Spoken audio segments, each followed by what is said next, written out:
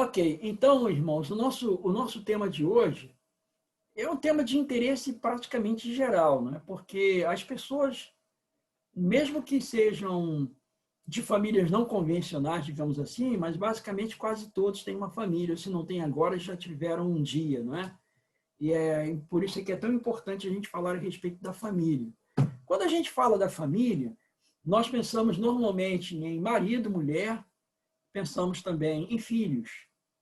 Eu queria falar um pouquinho a respeito de filhos e depois então a gente fala sobre o relacionamento do casal, que são pontos assim que são muito importantes e quais são os desafios que nós estamos enfrentando nessa nossa era contemporânea, que é uma era realmente muito difícil, né? Muito, muito, muito difícil.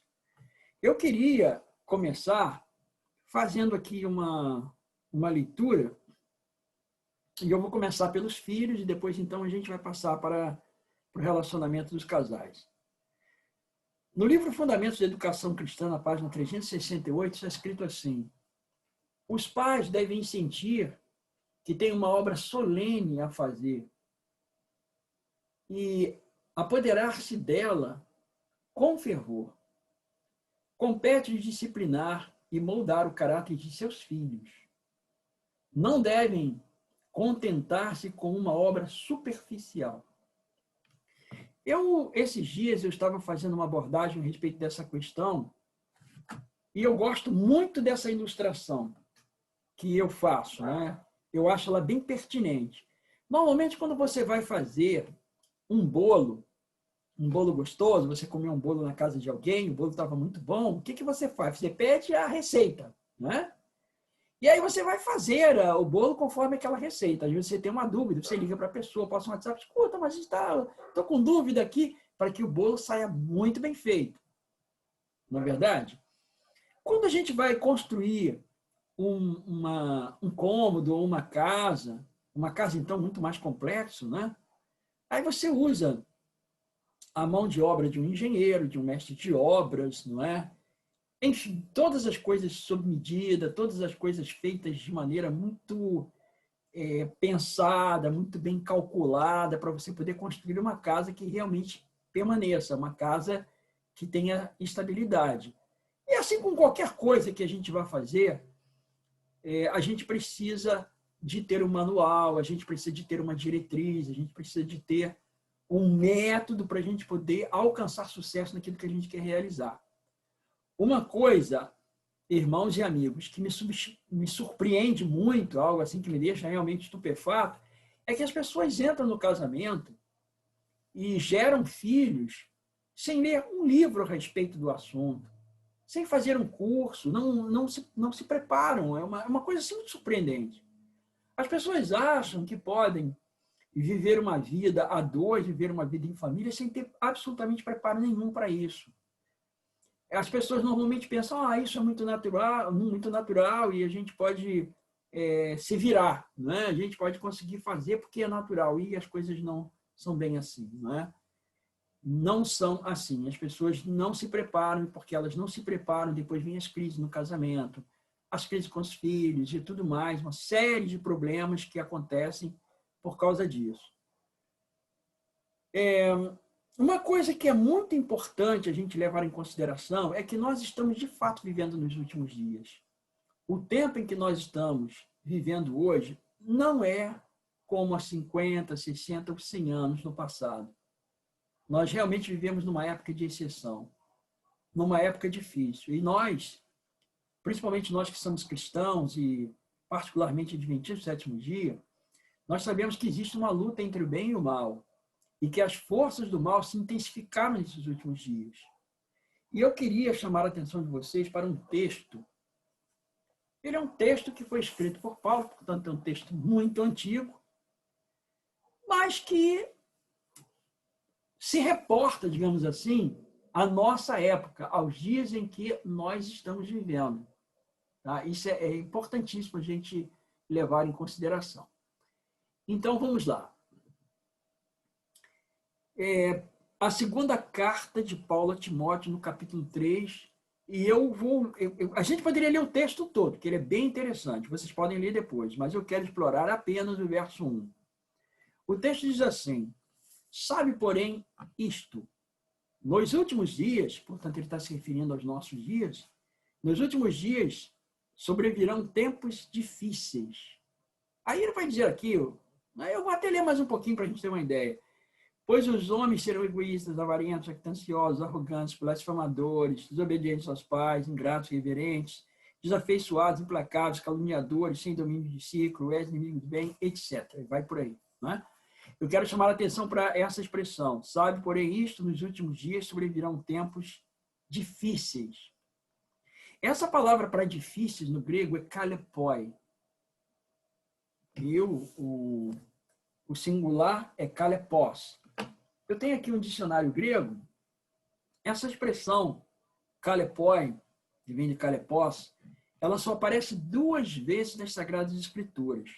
Ela aparece aqui, neste texto que eu mostrei para vocês, 2 Timóteo capítulo 3, versículo 1, e vai aparecer depois apenas em Mateus capítulo 8, versículo 28. Essa expressão, kalepos, ela significa difícil, perigoso, furioso, tremendamente furioso, extremamente violento. Então, Paulo, ele coloca aqui que nos últimos dias sobrevirão tempos difíceis, kalepoi. Quando nós vamos para Mateus capítulo 8, versículo 28, vocês vão ficar surpresos o contexto no qual essa palavra ela será repetida. Eu, quando vi isso pela primeira vez, eu realmente fiquei muito surpreso. Muito surpreso. E eu já fiz vários estudos sobre isso. O contexto é o seguinte. O contexto é o encontro do Senhor Jesus com 2 endemoniados gadarenos, ou gadarenos. O texto diz assim, Mateus 8, 28. Tendo eles chegado a outra margem, a terra dos gadarenos, vieram-lhe ao encontro 2 endemoniados, saindo dentre os sepulcros. E a tal ponto furiosos, a palavra para furiosos aqui é kalepoi, e a tal ponto furiosos, que ninguém podia passar por aquele caminho. Então, notem, Mateus, que escreveu o Evangelho de Mateus, ele utilizou essa palavra kalepoi para furiosos, se referindo aos demônios, aos homens que estavam possuídos pelos demônios. Ele utiliza essa palavra. E o apóstolo Paulo diz que nos últimos dias os tempos seriam kalepoi, seriam tempos difíceis. Quando nós fazemos uma associação desse texto de Mateus com o texto de Paulo em Timóteo, eu observei uma coisa. Os tempos são difíceis por causa da ação vigorosa dos demônios, atuando na vida dos homens, levando os homens a ficarem furiosos, raivosos, irados, terrivelmente furiosos. Então, o que faz o nosso tempo difícil é a intensificação do trabalho do mal, das hostes malignas. E essas hostes malignas, elas têm trabalhado de uma forma muito vigorosa na vida das crianças, na vida dos casais, na vida das famílias, tentando destruir as famílias. Mas, amigos, nós também, por outro lado, a gente pode contra-atacar. Nós podemos fazer um trabalho de prevenção, podemos fazer um trabalho para evitar que a nossa família seja vítima desse tipo de coisa. A gente pode fazer isso. Um dos problemas que nós estamos enfrentando na atualidade, principalmente com relação aos pequeninos, com relação às crianças, é a forma como essas crianças são criadas. Eu vou dar um exemplo para vocês. Eu, quando era garoto, eu agora, no dia 16, vou fazer 64 anos, eu, quando era garoto, eu vivia num contexto social muito diferente desse contexto que nós vivemos agora. Num certo sentido, hoje nós temos muitas facilidades tecnológicas, facilidades de comunicação, de transporte, etc. Isso aí não se discute. Temos muitas facilidades em todos os sentidos. No entanto, me parece que essas facilidades tornou as pessoas um pouco mais acomodadas e egoísticas também. Quando eu era garoto, eu notava uma coisa, eu observei isso eu não li em lugar nenhum, eu passei por isso, eu participei disso. Eu observava o seguinte, que a criança, na minha época em que eu fui criado, na minha casa, no ambiente em que eu fui criado, a criança não era o centro do universo, a criança não era o centro do mundo. Não era. Na verdade, os casais no passado, eles eram o núcleo da família. O pai e a mãe eram o núcleo da família. Então, quando o casal tinha que conversar alguma coisa séria, olhava para os filhos saíam, porque sabia que aquilo era conversa de adulto. As crianças, elas conheciam bem o seu lugar. As meninas, elas se vestiam como meninas crianças. Os meninos se vestiam como meninos crianças. Era muito diferente de hoje, que as meninas já colocam desde pequenininhas roupas sensuais como se fossem mulheres adultas. Vocês já observaram isso? As crianças hoje, elas crescem num ambiente como se elas fossem centros do universo, tudo gira em torno delas. Então, mesmo numa família cristã, elas que escolhem os hinos, elas que escolhem os textos. Então, basicamente, elas se tornaram um centro. E elas se tornam profundamente egoísticas. Elas se tornam autocentralizadas, narcisistas. Isso tem sido um problema muito sério na nossa sociedade. Nossas crianças não aprendem a ouvir não. Elas não sabem ouvir não. Então, era muito diferente, o contexto era muito diferente. Esses dias eu estava falando a respeito disso. Na minha época de menino, quando era garoto, eu tinha que pedir permissão com 14 anos de idade para abrir a geladeira. Mãe, eu posso abrir a geladeira? Mãe, eu posso pegar tal coisa? Né? Havia uma divisão assim muito grande. Conversa de adulto era conversa de adulto, conversa de criança era conversa de criança, as coisas eram muito bem distribuídas. Hoje, você vê frequentemente, a gente vê isso na rua toda hora, crianças batendo no rosto da própria mãe. Isso é uma coisa muito estranha, né? As crianças não têm controle, não têm domínio. E a gente sabe que a própria alimentação tem influência sobre o comportamento das pessoas. A gente sabe disso, né? Os corantes, os acidulantes, os conservantes, essas coisas todas para as crianças fazem um mal muito grande. Claro, isso é uma somatória de fatores, mas nós podemos evitar essas coisas. Nós temos orientações suficientes para a gente poder evitar esse tipo de coisa.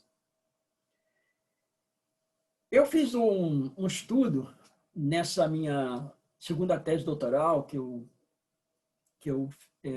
finalizei o ano passado, 2019, lá na PUC. Então, um dos capítulos da minha tese eu trabalhei John Wesley. John Wesley, o grande reformador metodista. John Wesley veio de uma família muito bem organizada, muito bem concatenada. A sua mãe teve 19 filhos, dos quais 8 morreram. E 11 sobreviveram.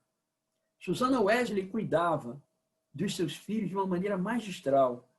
A educação que ela deu aos seus filhos era uma educação tão robusta, era uma educação tão bem feita, que a vizinhança acompanhava, a vizinhança observava. Ela viveu numa época em que a Inglaterra vinha passando por um momento muito grande de transição.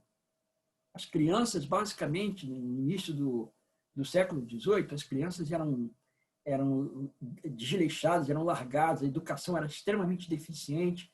Ela era uma mulher fora do seu tempo. Numa época em que as mulheres não estudavam, ela sabia falar francês, ela sabia falar latim, embora a sua língua nativa fosse o inglês.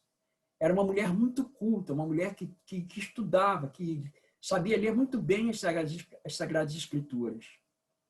É tão interessante quando a gente observa a educação dessas crianças. E ela não deixava os filhos estudarem quando eram muito cedo, para não impedir que as crianças vivessem a sua infância de maneira muito plena.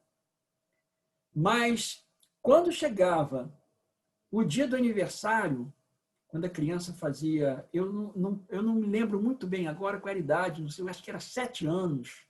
Isso aí eu não estou muito certo. Mas no dia do aniversário da criança, ela aprendia o alfabeto. A criança aprendia o alfabeto em um dia com ela. Em um dia. Aprendia todo o alfabeto.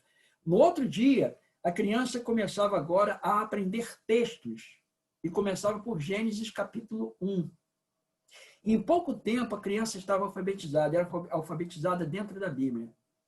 Susana, com todos esses filhos, ela tinha 1 hora.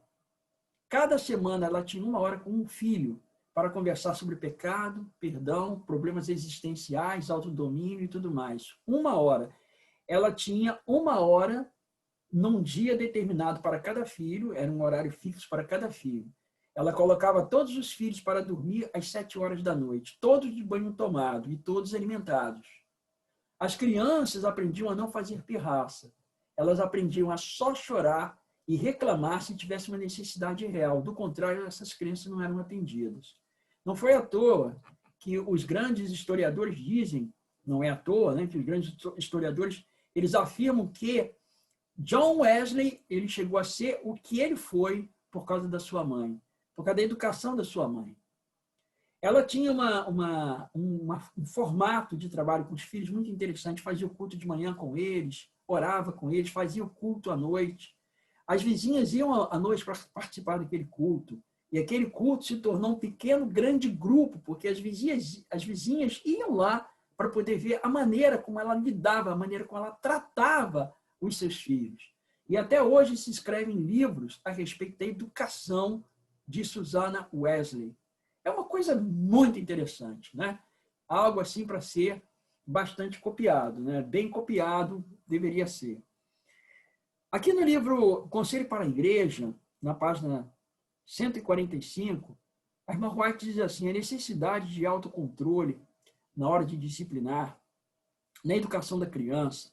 Há ocasiões em que a vontade firme, amadurecida da mãe, encontra a vontade desarrazoada, indisciplinada da criança. Nessas ocasiões, a necessidade de grande sabedoria da parte da mãe, por procedimento imprudente, pela imposição autoritária, pode-se causar grande mal à criança. Então, a gente deve saber dosar autoridade com amor e carinho, não é? As crianças que são amadas, elas aprendem também a respeitar, mas elas não devem ser bajuladas, elas devem ser amadas. Um outro problema, e agora eu quero passar para os casais, eu quero passar um pouquinho agora para poder falar do marido e a mulher, um outro grande problema, principalmente em famílias cristãs, é a hipocrisia. As crianças percebem quando os pais falam verdade. As crianças percebem quando os pais são autênticos e quando eles não são. E isso cria uma confusão muito grande na cabeça das crianças quando elas escutam alguns conselhos na igreja e esses conselhos são contrariados dentro de casa. Principalmente em pais que têm cargos na igreja, pais que têm função de liderança, quando eles não vivem autenticamente aquilo que eles pregam. Isso causa um mal muito grande nas crianças. Por exemplo, você falar de amor, você falar de paciência, falar de compreensão quando você não tem isso em casa.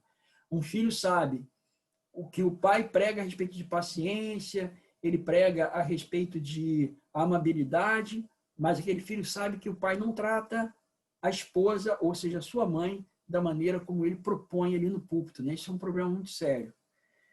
Essa questão é uma questão que também traz muito problema, porque normalmente quando a criança alcança a idade da razão, ela não quer ficar na igreja, né? Porque ela imagina que todo mundo da igreja faz a mesma coisa, que a igreja acaba se tornando um nicho de hipocrisia, e ela não quer viver essa hipocrisia. Essa é uma das razões pelas quais muitos meninos e meninas acabam deixando a igreja depois. O casal precisa desenvolver algumas técnicas de comunicação. Por exemplo, eu vou dar um exemplo muito, muito presente. Eu e a minha esposa adquirimos o hábito desde muito cedo, e nós estudamos muito, nós lemos muito sobre relacionamento do casal, lemos muito sobre criação de filhos. Nós passamos intensivamente 3 anos estudando sobre isso. E, é claro, não somente 3 anos, mas foram os 3 anos iniciais, a gente participava de um grêmio, onde nós estudávamos muito a respeito de criação de filhos, relacionamento, casais e tudo mais. E uma das coisas boas que nós aprendemos a colocar em prática é não conversem sobre problemas de trabalho, problemas da igreja e problemas do casal na frente das crianças. O casal não deve conversar sobre essas coisas na frente dos nossos meninos e das nossas meninas. Eu sou pastor há mais de 30 anos. E a gente, às vezes, tem alguns dissabores de trabalho. É normal. Nós somos seres humanos e, às vezes, a gente tem alguns dissabores. E a gente sempre procurou conversar nossas situações de trabalho sempre no nosso quarto, baixinho, sem que os nossos filhos escutassem qualquer coisa. Porque isso não faz bem para eles, né? Isso não é bom para eles. Uma outra coisa também que é muito importante, o texto de Amós 3, verso 3 diz assim: andarão dois juntos se não houver acordo entre eles. Então o casal casou, né? Marido e mulher. Se vocês casaram, é porque vocês encontraram algum lenitivo, vocês encontraram algum ponto em comum. Então vamos cultivar esse tipo de coisa, né? E nós devemos aprender o seguinte, que nós, quando casamos, nós já retínhamos aquelas características que nós levamos para o casamento e o nosso companheiro ou companheira da mesma forma. Então, nós precisamos aprender a conviver com as virtudes e também, ao mesmo tempo, com os defeitos do outro. Então, nós devemos desenvolver um processo para uma boa comunicação entre nós. E isso começa por aceitar o outro da maneira como ele é e procurar fazer mudanças que sejam favoráveis ao outro. Se eu viver para satisfazer os anseios da minha esposa e ela viver para satisfazer os meus anseios, nós vamos encontrar a base para vivermos muito bem. Mas sempre entendendo que tanto eu quanto ela, ambos somos defeituosos, porque nós somos seres humanos, e os seres humanos são defeituosos. Eu, inclusive, trouxe um livro aqui para mostrar para vocês, que é o Mito do Casamento Perfeito. Esse livro é fascinante. Esse livro ele advoga o seguinte princípio: não existe casamento perfeito porque não existe ser humano perfeito. Se nós somos defeituosos, certamente nós vamos também produzir, digamos assim, situações que são defectivas dentro do nosso casamento. Por isso é que é muito importante a gente saber que a outra pessoa ela não tem a mesma formação que eu, não tem a mesma formação gastronômica, educacional, espiritual. Cada um de nós tem a sua própria formação. Quando nós casamos, com o passar do tempo, nós vamos acabar revelando essas características que são muito diferentes e a gente vai aprendendo a se adaptar. Eu me lembro até de uma ilustração de um livro que eu tenho aqui, muito interessante, Comunicação, a Chave para o Seu Casamento. É um livro que eu recomendo a vocês. Muito bom esse livro. E o autor vem falando a respeito de dois porcos-espinho lá no Polo Norte. Estava muito frio, muito frio, muito frio. Muito frio. E os animais estavam até morrendo. E esses dois porcos-espinho, eles queriam se aquecer. E o corpo um do outro aquecia. Ou o corpo de um aquecia o corpo do outro. Mas quando eles se esbarravam, eles espetavam um ao outro. Mas eles perceberam que se eles fossem se acomodando, não fossem ligando muito para os espinhos, eles fossem se encostando, apertando um no outro, eles sentiam o calor do corpo um do outro e assim eles poderiam sobreviver. E o que eles fizeram? Eles foram se encostando, se adaptando, se acostumando com aqueles espetos, mas eles ficaram ali quentinhos e eles sobreviveram. Então, no casamento, deve ser a mesma coisa. A gente deve se acostumar, a gente deve se adaptar. Um ponto que eu sempre costumo falar para os casais é que em todo casamento, pelo menos nos casamentos normais, nos casamentos humanos, não estou falando de coisa sobre-humana, mas no normal, normalmente os problemas aparecem. E eu tenho sempre dito para as pessoas o seguinte, que nós, quando tivermos problemas no nosso casamento, nós, em primeiro lugar, temos que olhar um para o outro e dizer assim, nós temos um problema. Né? Reconhecer que tem um problema. Agora, nós vamos trabalhar para descobrir onde está esse problema. O que é o nosso problema? Porque o nosso inimigo não é ela, nem ele. Né? Não sou eu, nem ela. Quem é o inimigo? O inimigo é o problema. Então, nós vamos agora identificar o problema, vamos saber, né, onde ele está e vamos avaliar o problema. E quando nós descobrirmos onde está o problema, nós então vamos buscar a solução. E a solução, ela deve ser sempre da seguinte forma: eu tenho que ficar satisfeito e você também tem que ficar satisfeito. Ele fica satisfeito, ela fica satisfeita. Mas muitas vezes essa satisfação, ela só é adquirida com concessões. Ou seja, ele precisa ceder um pouco e ela precisa ceder um pouco. Ambos cedem um pouco, para que possam chegar à solução do problema. A solução é alcançada quando os dois ficam satisfeitos e o problema é exterminado, o problema é eliminado, ou pelo menos bastante reduzido. Então é assim que nós fazemos, nós atacamos o problema, mas nunca, jamais atacamos um ao outro, porque nós somos parceiros, nós somos amigos, nós casamos para sermos amigos e casamos para poder trabalhar com os nossos filhos e levá-los para o céu. Então é assim que nós devemos fazer. Se nós partirmos da premissa de que eu não sou inimigo da minha esposa, nem ela é minha inimiga, se nós partirmos dessa premissa, nós vamos ter boa vontade sempre em resolver os nossos problemas. E aqui tem um outro fator, boa vontade em querer resolver os problemas. Algumas pessoas dão as costas, ficam sem falar, ficam rebeldes, não é? Mas não é assim. Nós devemos, na verdade, conversar. Nós nunca deveríamos cortar as vias de comunicação, mas deveríamos estar com essas vias de comunicação sempre abertas. É claro que há momentos na experiência da gente, e isso vai acontecer porque nós somos seres humanos, em que a gente não quer conversar sobre um assunto. É por isso que entra uma outra regra, buscar sempre o melhor momento para que nós possamos falar sobre assuntos que sejam delicados na nossa convivência, na nossa experiência como casal. Então, a gente deve desenvolver um relacionamento tal de amizade um com o outro que a gente possa dizer assim, olha, hoje eu não quero conversar sobre esse assunto porque eu estou aborrecido, ou eu estou nervoso. Às vezes, dependendo da intimidade, da franqueza do casal, ele pode até dizer, olha, eu estou até aborrecido com você, porque eu não quero falar sobre esse assunto hoje, vamos deixar para outro dia, né? E se existe amor, existe compreensão, o outro vai dizer, tá bom, vamos deixar para um outro dia. E aí, num outro dia, quando ambos estiverem tranquilos, ambos estiverem calmos e dispostos, aí se conversa sobre aquele assunto e se chega a uma conclusão. Então, é muito importante também que o casal busque o melhor momento para poder conversar. E, finalmente, o último ponto que eu gostaria de salientar é que um casamento, para ser satisfatório, para que haja alegria, para que haja contentamento, é preciso que Deus esteja presente na vida desse casal. Há muitos que querem levar uma experiência conjugal, mas sem ter a presença de Deus. Isso é muito difícil, especialmente para casais cristãos. Não dá certo.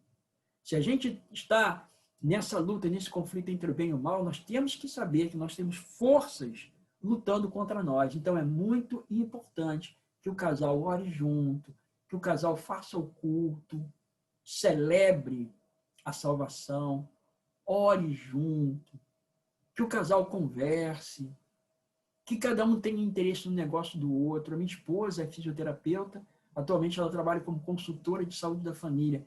Eu me interesso pelos assuntos dela. Muito embora as questões dela não sejam as mais importantes para mim, porque, para mim, as questões mais importantes estão na área de teologia, mas eu me interesso pelos assuntos dela, porque são os assuntos dela. Então, se é importante para ela, é importante para mim. Ela também não tem muito interesse na área de teologia, ela gosta mais de saúde.